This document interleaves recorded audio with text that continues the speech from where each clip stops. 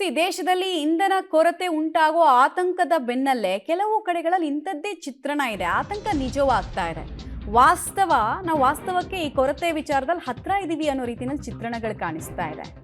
Petrol ಮತ್ತು diesel ಬಂಕ್ಗಳಲ್ಲಿ no stock board ರಾರಾಜಿಸೋದಕ್ಕೆ ಶುರುವಾಗಿದೆ.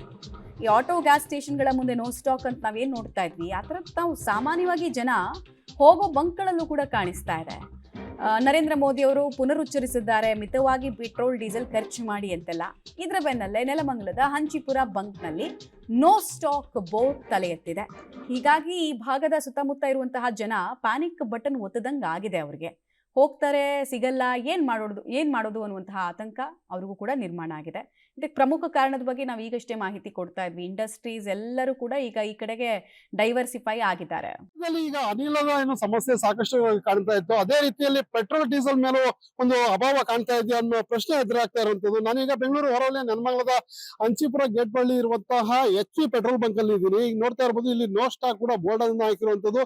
ನಿನ್ನೆಯಿಂದಲೂ ಸಹ ಸಂಪೂರ್ಣವಾಗಿ ಪೆಟ್ರೋಲ್ ಬಂಕ್ ನಲ್ಲಿ ಡೀಸೆಲ್ ಮತ್ತೆ ಪೆಟ್ರೋಲ್ ಸಂಪೂರ್ಣವಾಗಿ ಖಾಲಿ ಆಗಿದೆ. ಈಗ ಸ್ಟಾಕ್ ಬರಬೇಕು, ಸ್ಟಾಕ್ ಬರೋವರೆಗೂ ಕೂಡ ಇಲ್ಲಿ ನೋ ಸ್ಟಾಕ್ ಬೋರ್ಡ್ ಇರುವಂತದ್ದು. ಏನಂದ್ರೆ ಪ್ರತಿನಿತ್ಯ ಸಾಕಷ್ಟು ವಾಹನಗಳಿಗೆ ಇಲ್ಲಿ ಫಿಲ್ ಅನ್ನ ಮಾಡಲಾಗ್ತಾ ಇತ್ತು. ಆದ್ರೆ ಏನು ಅಭಾವದಿಂದಾಗಿ ಈ ತರ ಸಮಸ್ಯೆ ಎದುರಾಗಿದೆ ಅಂತೇಳಿ ಇಲ್ಲಿನ ಕೆಲಸಗಾರರು ಸಹ ಹೇಳ್ತಾ ಇರುವಂತದ್ದು.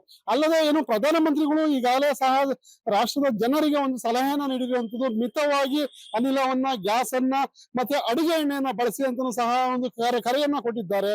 ಈ ರೀತಿಯಲ್ಲಿ ಕಾಣ್ತಾ ಇದೆಯಾ ಎಂಬ ಅನುಮಾನಗಳು ಸಾಕಷ್ಟು ರೀತಿಯಲ್ಲಿ ಕಂಡು ಬರ್ತಾ ಇದೆ. ಎಂತ ಹೇಳಿದ್ರೆ ನೆಲಮಂಗಲದಲ್ಲಿ ಸಾಕಷ್ಟು ಬಂಕ್ಗಳು ಈಗಾಗಲೇ ಕೆಲಸವನ್ನ ಪೂರೈಸುವಲ್ಲಿ ಸ್ಥಗಿತ ಆಗ್ತಾ ಇರುವಂತದ್ದು. ಹೀಗಾಗಿ ಪ್ರಧಾನಿ ನರೇಂದ್ರ ಮೋದಿಗಳು ಹೇಳಿದಂತಹ ಮಾತು ನಿಜವಾಗ್ತಾ ಇದೆಯಾ, ಜನರು ಮಿತವಾಗಿ ಬಳಸುವಂತ ಅನಿವಾರ್ಯತೆ ಬರ್ತಾ ಇದೆಯಾ ಅನ್ನೋ ಪ್ರಶ್ನೆಗಳು ಸಹ ಕಾಣ್ತಾ ಇರುವಂತದ್ದು. Prakash, public TV, Nelamangala.